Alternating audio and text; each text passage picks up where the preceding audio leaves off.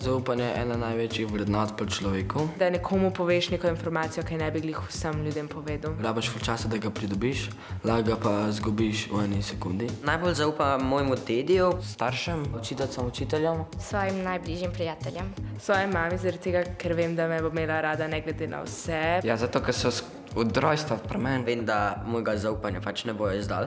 Poznam pa prijatelja, ki ga je drug prijatelj izkoriščal Moja sestra, ki mi dosti teži. in je zaradi tega tudi izgubil zaupanje v njega.